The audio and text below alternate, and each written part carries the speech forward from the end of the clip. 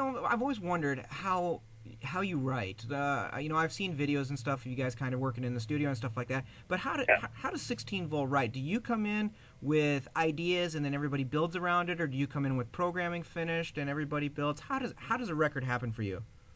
Well, I mean, there's always variables, but I would say that probably the most consistent theme is that I write stuff, by myself, whether it be like a riff or like a chorus or whatever. I'll just start writing off of that. A good portion of the time when I'm working with Mike, he will just send me guitar riffs. He'll send me like a 4-bar guitar riff, and then I'll just start building off that. He'll get something really cool and hooky, and we'll just start off of that, and away we go. Right. A lot of times I'll just be messing around and I'll hear a sound or something that triggers off sort of like a direction, Mm-hmm. and I just start building on it. And I usually structure everything out first. I mean, I don't consider myself a programmer really, or like a synthesis. Like I don't sampling guy or like a synth guy. Right. I'm more of like a songwriter kind of guy. So I'll go and I'll actually like structure out the song as quickly as I can. Mm-hmm. So I'll have like my intro verse, chorus verse, breakdown verse, all that stuff. Right. Yeah. And I'll write parts for all that, and then I'll sort of go back and start layering things on top of it, and that's usually when people come in. Like for example, Sean Payne from Cyanotic did a lot of stuff Mm-hmm. last record, and my friend down in Texas, who his name's Bill Sarver, he has a band down there called Own, and he's been around forever too. But it's the same thing with him. I'll just send him like a 2-track version of this sort of rough thing, and they'll add some programming onto it. I mean, I do programming. Don't get me wrong, but right. That's not my main thing. It's just I like the song part of it. Yeah. So they'll contribute some things, and I'll get it back, and then I'll take pieces of what they did, and I'll sort of like hack it apart, and Right. and mix things. And then most of the time when there's like guest guitar players or guest drummers, I mean, they're basically just reproducing what I wrote. Right.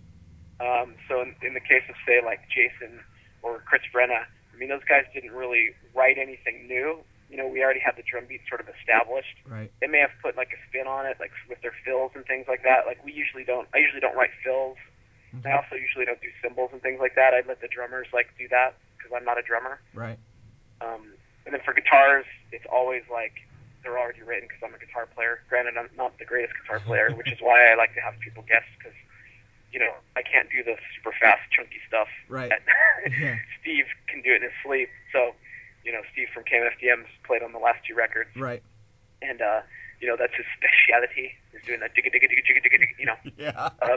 So, I can't do that through a whole song. He can do it no problem. Yeah. Things like that. So I'll have those guys kind of come in and do things after the fact. And I also like the feel of live drums more than I like programmed drums, Mm-hmm. as far as, hi-hats and cymbals and things like that go. Right. So, I mean, that's usually how it works. Yeah. I have a question here that's going to be more for us writers of music.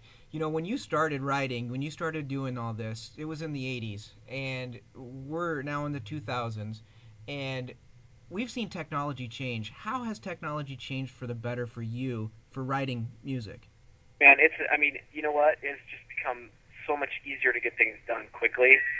I mean, we were talking about Wisdom a lot earlier and how it sounds dated. Mm-hmm. I mean, we spent probably half of our entire recording budget taking samples out of my sampler and putting them onto tape in the studio.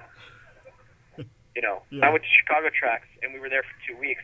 Over a week of it was spent just getting our stuff out of the sampler onto tape. Nowadays that's not even anything you think about. No. When you want a good, like on Super Cool Nothing, when we recorded those drums, even back then in '98, I mean, it just wasn't the technology available to like do drums without having a drummer come in. And if you really want to have good sounding drums, it takes a couple days sometimes to get like a good drum sound. Right. And in a studio, and you don't want it to sound exactly the same for each record. So I mean, a real recording session for drums could last months. Yeah. Nowadays, I mean, I use BFD2, and I mean, those drum sounds and the dynamics are great. That's what I use for all my drums, BFD2. Even when Jason comes in and plays, we'll layer his stuff with BFD.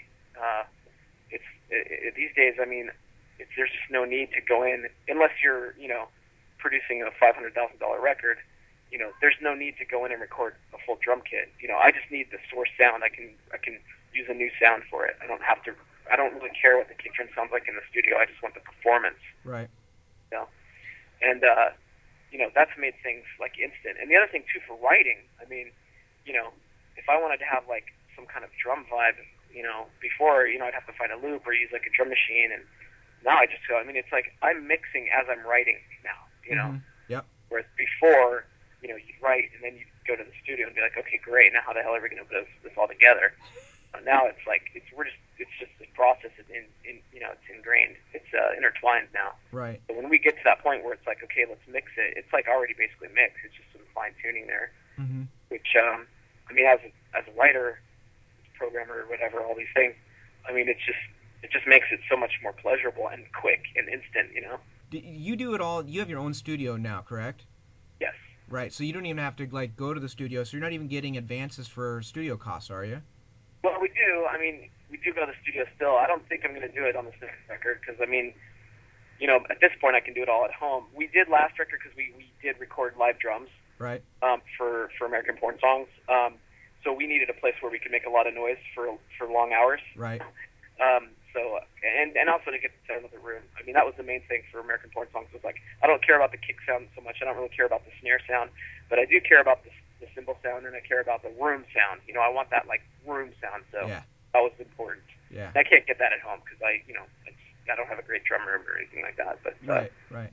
Are you still recording on tape or are you going all digital now? it's all digital. Yeah. Yeah, it's all digital and it's all in the box. Right. Yeah. I had a funny conversation. I've had the conversation with several people now. It's like some people believe that like even if you record in the box and everything, you should mix in a regular studio and get it out into a console, and get it out there so it breathes a little bit more. But the sad reality is that like 99% of the people who are hearing this stuff, they're not going to be able to tell the difference. So No. why should I waste $10,000 going in and getting the tracks to sound 0.2% better? Right. Exactly. By doing that, it's like mixing in the box sounds great. There's really no, and it gets better all the time. So Hell, they're going to download it as an MP3 anyways and put it on their iPod and listen to it at 128 kilobits per second anyway. So exactly, yeah. You know what I'm saying? It's not like Yeah. people are investing the money in huge sound systems like they used to do to listen to this stuff. Yeah, and there's a school of thought that's like, well, what about the archival things? When we go back, 10 years from now, and it's not 128 kilobit, it's whatever, it's Right. 7,000 megabit or whatever, and you're going to hear all these shitty recordings because people didn't take the time to do them properly now because they had this, excuse about the MP3 weak point. Yeah, I can hear that to a degree, but at the same time, it's such a marginal difference, It's funny. Like I've talked about Bill Kennedy a few times during this conversation, but like when we did Full Black Habit, I originally sent my stuff to him to have him mix it. Right. And he has a studio up in Edmonton. Now he moved from LA to Edmonton, so he's up there in Edmonton. He's got tape and he's got all that stuff, and he's got a really great console. And he had it for 3 days up there, and he called me and he said, "Dude, I'm going to give you your tracks back. Your rough mixes sound great. You're wasting your money. You're wasting your time. Yeah. Just take it and do it. You're doing a great job. Everything sounds good. I don't want to waste your money." So, it's like, Bill Kennedy saying that says a lot. Yeah, it does. It does. Speaking of growing up, what are some of the influences that made you want to get into music? Well, I grew up in a really musical family. Up until I was 8, my dad plays guitar, so we always had guitars around, and my mom was a classically trained pianist, so we always had a piano. So, I always had those things around. And it was just sort of like second nature. It never felt like it wasn't part, like it was an activity or anything like that. It was just part of being my day-to-day routine Right. as a kid. But as far as music stuff goes, bands and things, I was definitely into like the 80s punk scene a lot of new wave stuff, early stuff like Devo, Boingo Boingo, the punk stuff. Like DRI was a big influence. Yeah. Uniform Choice, a lot of the early, RKL, things like that. Yeah. I wasn't really like location specific, like only listen to Orange County bands or anything like that. But